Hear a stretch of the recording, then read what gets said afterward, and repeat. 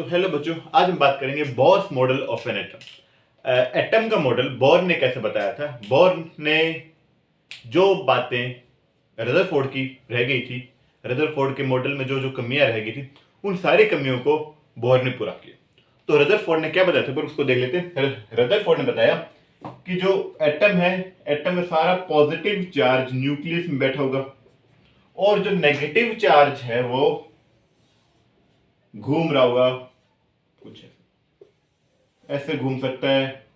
Rutherford ने इसके बारे में कोई ज्यादा डिटेल्स दी नहीं थी कि जो नेगेटिव चार्ज वो कैसे घूमेगा, पर हाँ न्यूक्लियस के चारों तरफ घूमेगा, ये बताया था रदरफोर्ड।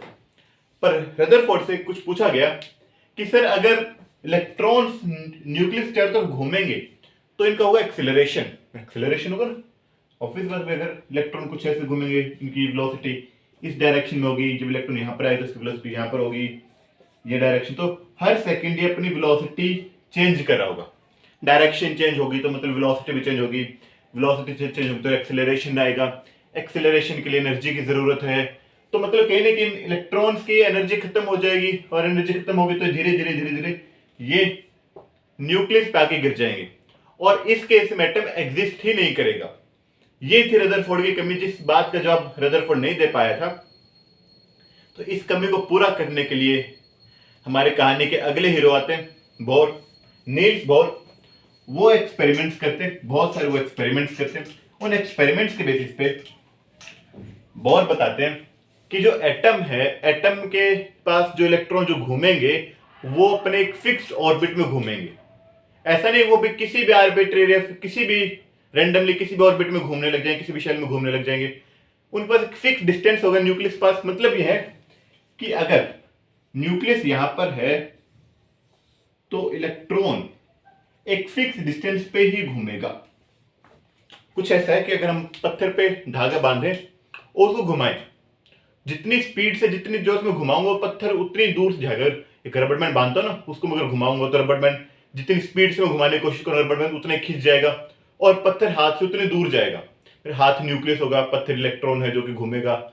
जोर से घुमाऊंगा तो पत्थर की जो डिस्टेंस जो पत्थर है वो बढ़ जाएगा, मतलब एनर्जी ज्यादा मिलेगी पत्थर को। ऐसे ही है कि इलेक्ट्रॉन्स पास कुछ न कुछ एनर्जी होगी, उस एनर्जी की वजह से ये चारों तरफ इसके ऐसे घूम रहे। मतलब ये है कि इनके पास एक फिक्स्ड अमाउंट में ही एनर्जी होगी। ये फिक्स्ड अमाउंट में एनर्जी होगी तो जो डिस्टेंस होगा वो फिक्स्ड होगा। ऐसा नहीं होगा कि इसके अंदर थोड़ी सी एनर्जी हो रही है तो वो यहाँ पे भी घूमने लग जाएगा, नहीं। उस पर एक फिक्स ऑर्बिट होगा। और बोर ने बताया अगर वो अपने फिक्स ऑर्बिट में घूमेंगे तो वो एनर्जी रेडिएट नहीं करेंगे। एनर्जी रेडिएट क्यों नहीं करते, इसको हम 11th क्लास में और डिटेल में जब चैप्टर आएगा स्ट्रक्चर फिट में उसको उसमें पढ़ेंगे। 9th क्लास के अकॉर्डिंग इतना था कि जो इलेक्ट्रॉन्स हैं वो अपने अपने एनर्जी लेवल में घूम रहे हैं, उनके पास फिक्स अमाउंट में एनर्जी है। उनके इलेक्ट्रॉन्स के पास कुछ फिक्स अमाउंट में एनर्जी रहती है, और फिक्स अमाउंट में एनर्जी लेकर के ही इलेक्ट्रॉन्स न्यूक्लियस की तरफ घूमेंगे। अगर एनर्जी इंक्रीज होती है तो कुछ न कुछ वो करके अपने एनर्जी को वापस लूज करेंगे और पहले वाले एनर्जी लेवल में आ जाएंगे। तो हम जो देखते हैं न्यूक्लियस के चारों तरफ एक एनर्जी लेवल ये होगा जिसमें इलेक्ट्रॉन्स घूमेंगे। फिर एनर्जी लेवल ये हो सकता है जिसमें कुछ इलेक्ट्रॉन्स घूम सकते हैं, और फिर एक एनर्जी लेवल कुछ ऐसा होगा जिसमें इलेक्ट्रॉन्स घूम सकते हैं। कुछ भी कितने भी इलेक्ट्रॉन्स आ सकते हैं उसको हम बाद में देखेंगे एक एनर्जी लेवल में कितने इलेक्ट्रॉन्स आते हैं। लेकिन बोर ने बताया कि जो न्यूक्लियस के चारों तरफ जो इलेक्ट्रॉन घूमेंगे उनके पास कुछ फिक्स एनर्जी लेवल होगा। उस एनर्जी लेवल में अगर इलेक्ट्रॉन घूमते हैं तो वो एनर्जी रेडिएट नहीं करेंगे, तो उनकी जो एनर्जी है वो एनर्जी यूज नहीं होगी, वो अपने एनर्जी लेवल में घूमते रहेंगे। इन एनर्जी लेवल्स को बोर ने नाम दिया shells, they are called shells. और बोला अगर न्यूक्लियस से शुरू करें तो दैट इज ये हमारा के शेल, ये एल, ये एम, और फिर एन और फिर एम, ये से चलता जाएगा। और क्या दिया भाई, एन मतलब ये जो हमारा एन इज इक्वल टू 1 हो सकता है, 2 हो सकता है, 3, मतलब अंदर वाले शेल। न्यूक्लियस के बाद जो पहला शेल है उसको हमने पहला शेल बोला, फिर सेकंड शेल बोला, फिर थर्ड शेल बोला। तो बोर ने बताया था, बोर ने सिर्फ इतना बताया 9th क्लास के अकॉर्डिंग, बोर ने इतना सा बताया था जो इलेक्ट्रॉन्स हैं वो न्यूक्लियस के चारों तरफ घूमेंगे एक फिक्स्ड ऑर्बिट में, एक डिस्क्रीट ऑर्बिट में वो घूमेंगे एक, या फिर उनके पास फिक्स एनर्जी लेवल होगा, उस एनर्जी लेवल में ही वो घूमेंगे। वो जब तक अपने एनर्जी लेवल में है तब तक वो अपनी एनर्जी रेडिएट नहीं करेंगे। इतना सा बताया था। और यहाँ पर आने के बाद हमारे जो बोर का जो मॉडल है और एटम का जो स्ट्रक्चर वो काफी हद तक क्लियर हो चुका था, लेकिन यहाँ पर भी कुछ ना कुछ गड़बड़ चल रही थी एटम में। एटम का स्ट्रक्चर तो हमें पता चल गया, एटम के अंदर न्यूक्लियस के अंदर प्रोटॉन है, इलेक्ट्रॉन्स भी हैं, पर एटॉमिक मास में अभी भी कुछ गड़बड़ चल रही थी कि एटम का मास जो हमने अभी, अगर मैं मास की बात करूं, एटम का मास हमें मुझे कैसे पता चले, उसके अंदर क्या क्या चीजें, उन सभी चीजों को खंगालना पड़ेगा, देखना पड़ेगा इसमें ये चीजें, तो इन सब का मास टोटल करूंगा, जो एटम के अंदर जो चीजें उन सब का मास टोटल करूंगा तो मुझे पूरा एटम का मास मिल सकता है। ये बातें सोच करके हमने देखा भी, चलो अभी हमें एटम के अंदर की सारी चीजें मिल गई, प्रोटॉन्स मिल गए और इलेक्ट्रॉन्स भी मिल गए, तो एटम का हमें सारा सब कुछ सारा स्ट्रक्चर पता चल चुका है। पर गड़बड़ ये थी कि जो हमारे पास जो एटम का जो मास था, जो हम पहले कैलकुलेट कर चुके थे, एटॉमिक मास किसी भी तरीके से हमने पहले कैलकुलेट कर चुके थे, उस एटॉमिक मास से ये स्ट्रक्चर मैच नहीं कर रहा था। मतलब एटॉमिक मास ज्यादा आ रहा था और एटम के अंदर कम चीजें थी। मतलब अभी इनका मास अगर मैं टोटल करूं, इलेक्ट्रॉन्स का मास है टोटल करूं, प्रोटॉन्स का मास टोटल करूं, उसके बाद भी जो एटम का जो मास है वो कम था। तो एटम का मास ज्यादा था और इनकी जो टोटल मास वो कम था। मतलब इसके अंदर और भी कुछ हो सकता है, एटम के अंदर और भी कुछ मिलेगा जिसकी वजह से एटम का मास और ज्यादा होगा। एटम का मास नॉर्मल एक्चुअल में जो एटम का मास वो ज्यादा था और इनकी वजह से जो इलेक्ट्रॉन और प्रोटॉन का जो सम था वो कम आ रहा था। मतलब एटम के अंदर और भी कुछ है। तो इसके बाद आए 1932 में जेम्स चैडविक ने अपना एक एक्सपेरिमेंट किया। वो एक्सपेरिमेंट्स क्या थे, वो एक्सपेरिमेंट हमारे सिलेबस में भी है नहीं, तो उन्होंने कुछ एक्सपेरिमेंट्स किए। उन एक्सपेरिमेंट्स में उन्होंने एटम के अंदर एक और नई चीज बता दी।